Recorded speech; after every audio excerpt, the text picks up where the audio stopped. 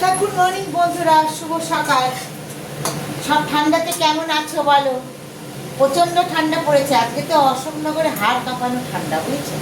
মানে হাতগুলো কি বলো তো, একদম ঠান্ডাতে না বরফ হয়ে আছে, এত ঠান্ডা। তা আর পাচ্ছি না বাবা ঠান্ডাতে আমি আজ। তা তোমরা কেমন আছো সেটা জানাও। তা রান্না তো করতেই হবে। তা কি রান্না করেছি দেখো, ঠান্ডার মধ্যে আর ভাত হয়ে গেছে। বর্মশাই খেয়ে একটু কলকাতায় গেল। হ্যাঁ, আর আজকে করেছি কি বলতো, এখানে ভোলা ভেটকি ঝাল করেছি। দেখো, সর্ষে বাটা, কাঁচা লঙ্কা বাটা দিয়ে, আর তোমার মধ্যে কি বলতো, এর মধ্যে গোটা গোটা কয়েকটা কাঁচা লঙ্কা চিড়ে দিয়েছি, আর একটু কাঁচা তেল নামানোর সময় ছড়িয়ে দিয়েছি। এটা হচ্ছে ভোলা ভেটকির ঝাল। আর শীতকাল মানেই হচ্ছে ফুলকপি। এমন কোনো বাড়ি নেই যে ফুলকপি আর বাঁধাকপি রান্নার মেনুতে থাকবে না।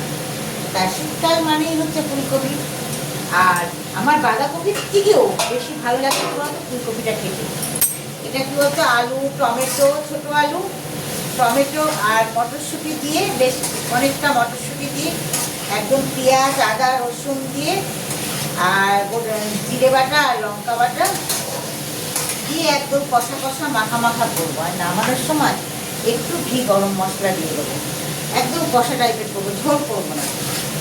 আর জমে যাবে দুপুরবেলায়, বুঝছো? এইরকম করে ফুলকপি, আলু, মটরশুঁটি, টমেটো দিয়ে কষা খেতে কার কার ভালো লাগে অবশ্যই কমেন্টে জানাবেন। কার কার ভালো লাগে, রুটি খেতে ভালোবাসে। আমি তো ভীষণ ভালোবাসি, বুঝছো? আমার ফুলকপিটা আমার কাছে খুব অমৃত, মাছ মাংস থেকে। বাঁধাকপি তো অতটা ভালো লাগে না, ফুলকপিটা আমার খুব ভালো লাগে। তাহলে চলো, আজকে যা যা রান্নার সামনে তোমাদেরকে দেখিয়ে দিলাম কী করেছি আর কী হচ্ছে। তাহলে এখনকার মতন টাটা।